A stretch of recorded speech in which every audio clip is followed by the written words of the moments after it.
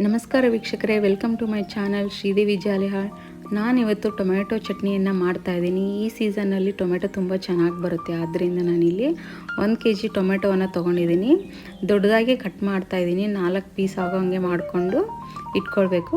ಆಮೇಲೆ ಇಲ್ಲಿ ಸ್ಟವ್ ಮೇಲೆ ಒಂದು ಪಾತ್ರೆನ ಇಟ್ಕೊಂಡಿದ್ದೀನಿ, ದಪ್ಪ ತಳ ಇರೋವಂಥ ಪಾತ್ರೆನ. ಅದಕ್ಕೇ ಒಂದು ನಿಂಬೆಹಣ್ಣು ಗಾತ್ರಷ್ಟು ಹುಣಸೆ ಹಣ್ಣನ್ನು ಟೊಮೆಟೊ ಮಧ್ಯದಲ್ಲಿ ಇಟ್ಬಿಟ್ಟು ಮುಚ್ಚಳ ಮುಚ್ಚಿಟ್ಬಿಡೋಣ. ಇವಾಗ ಒಂದು 10 ನಿಮಿಷದವರೆಗೂ. ಒಂದು 10 ನಿಮಿಷ ಆದಮೇಲೆ ಸ್ವಲ್ಪ ಕೈಯಾಡಿಸ್ತಾ ಇರಬೇಕು, ಯಾಕಂದರೆ ತಳ ಹಿಡಿಯೋ ಚಾನ್ಸಸ್ ಇರುತ್ತೆ. ಮತ್ತು ಇವಾಗ ಇದನ್ನು ಕೈಯಾಡಿಸ್ಬಿಟ್ಟು ಮುಚ್ಚಳ ಮುಚ್ಚಿಟ್ಬಿಡೋಣ.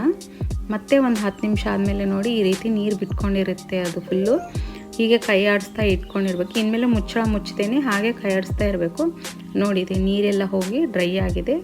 ಇವಾಗ ಇದು ತಣ್ಣಗೆ ಮಾಡೋದಕ್ಕೆ ಇಟ್ಕೊಳ್ಳೋಣ. ಇದಕ್ಕೇನೆ ನಾನಿಲ್ಲಿ 4 ಸ್ಪೂನಷ್ಟು ಉಪ್ಪು, 5 ಸ್ಪೂನ್ ಖಾರ ಪುಡಿ ಹಾಕ್ಕೊಂಡಿದ್ದೀನಿ. ನಮ್ಮ ರುಚಿಗೆ ಎಷ್ಟು ಬೇಕೋ ಅಷ್ಟು ಹಾಕ್ಕೊಳ್ಬೋದು. ತಣ್ಣಗೆ ಮಾಡೋದಕ್ಕೆ ಇಟ್ಕೊಳ್ಳೋಣ. ಹಾಗೆ ಇಲ್ಲಿ ಒಂದು ಪಾತ್ರೆಗೆ 1 ಚಮಚದಷ್ಟು ಮೆಂತ್ಯ, 2 ಚಮಚದಷ್ಟು ಸಾಸಿವೆನ ಹಾಕ್ಕೊಂಡು ಹುರ್ಕೊಳ್ತಾ ಇದ್ದೀನಿ. ಪುಡಿ ಮಾಡಿ ಇಟ್ಕೊಳ್ಳೋಣ.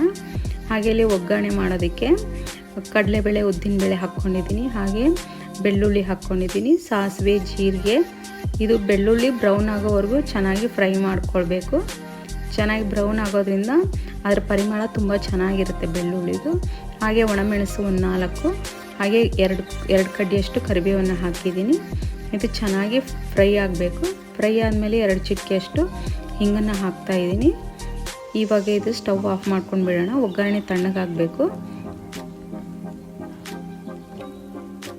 ಆಮೇಲೆ ಇಲ್ಲಿ ಟೊಮೆಟೊ ತಣ್ಣಗಾಗಿದೆ ಅಲ್ವಾ, ಅದಕ್ಕೇ ಸಾಸಿವೆ ಮೆಂತ್ಯ ಪುಡಿನ ಹಾಕಿ ಮಿಕ್ಸಿ ಮಾಡ್ಕೊಳ್ಳೋಣ. ಇವಾಗ ಸ್ವಲ್ಪ ಒಂದು 30 ಸೆಕೆಂಡು ಮಿಕ್ಸಿ ಮಾಡಿದರೆ ಸಾಕು, ನುಣ್ಣಗಾಗುತ್ತೆ.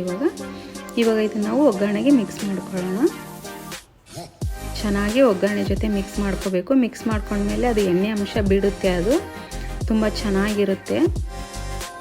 ನೀವು ಟ್ರೈ ಮಾಡಿ, ನಿಮ್ಮ ಮನೆಯಲ್ಲಿ ಹೇಗಿದೆ ಅಂತ ಕಮೆಂಟ್ ಮಾಡಿ. ಬಿಸಿ ಬಿಸಿ ಅನ್ನದ ಜೊತೆ ತುಪ್ಪ ಹಾಕ್ಕೊಂಡು ತಿನ್ನೋದ್ರಿಂದ ಈ ಚಳಿಗಾಲದಲ್ಲಿ ತುಂಬ ಚೆನ್ನಾಗಿರುತ್ತೆ. ಸಾರು ಅದೇನು ಬೇಕು ಅನಿಸೋದೇ ಇಲ್ಲ ನನಗೆ. ನೀವು ಟ್ರೈ ಮಾಡಿ.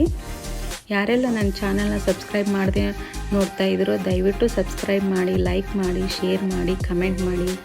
ಧನ್ಯವಾದಗಳು ವೀಕ್ಷಕರೇ.